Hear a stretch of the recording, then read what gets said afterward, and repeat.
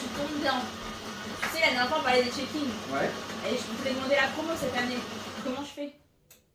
Alors, tu l'as préparé ou pas? Tu me connais. Alors, bon, une promo, ça se prépare quand même un petit peu.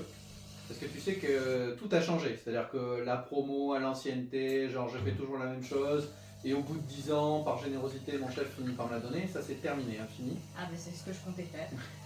Là c'est mort. Non, en fait maintenant il y a la nouvelle convention de la métallurgie qui est en place. Et donc en fait tes promotions vont être liées à des fiches emploi. Ok. Donc toi tu occupes actuellement une fiche emploi. Donc de deux possibilités, soit il y a une fiche d'emploi de niveau supérieur qui existe, on sait rien, tu es à un niveau 1 ou niveau 2, et puis il y a le niveau 2 ou le niveau 3. Et dans ce cas-là, il faut bien regarder la différence entre ton niveau actuel et le niveau supérieur, et qu'est-ce qui change. Est-ce que par exemple tu as besoin d'être plus autonome, d'avoir accès à, on va dire, une interface avec d'autres métiers ou avec des clients. Voilà. Et c'est ce qui va te permettre de revendiquer la fiche d'emploi supérieure, c'est le fait que tu exerces ces éléments qui sont sur la fiche de niveau supérieur. Donc c'est pour ça que c'est important de les tracer. D'ailleurs, on a parlé il n'y a pas si longtemps des check-in. Et dans ton check-in, tu peux, si tu es un peu maligne, tu peux tracer que bah voilà, bien sûr, j'ai en pleine autonomie. Si c'est validé par ton manager, bah, tu peux lui dire regarde, l'année dernière, tu me l'as validé. Donc, de facto, j'exerce la fiche emploi de niveau supérieur. En tout cas, ça se tente.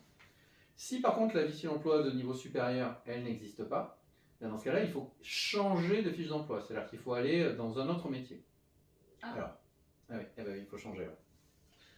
Une fois encore, on ne va pas rester toute sa vie dans le même poste. Là, vraiment, c'est le mouvement qui va être valorisé et privilégié. Et comment je fais pour changer? Alors, d'abord, il faut avoir des éléments de où est-ce que je peux changer. Ouais. Donc, il y a une première piste, c'est d'aller déjà sur l'outil Workday. Tu cliques en dessous, il y a une petite fusée là, avec marqué Ma carrière. Ouais. Quand tu cliques dessus, tu vas voir apparaître un espèce d'escargot ou de camembert avec en fait des statistiques qui te disent à partir de ta famille professionnelle actuelle, donc de ta fiche emploi actuelle, vers où les gens qui exerçaient ce métier ont évolué. Et donc ça te donne déjà une première indication. Et puis ensuite, le mieux c'est de venir nous voir. Nous, on va passer 1 heure ou 2 à explorer avec toi les possibilités et puis te conseiller. Parce que c'est vrai que toute seule, je pense que c'est un petit peu compliqué à faire. Ah oui, d'accord. Ok, j'irai voir alors.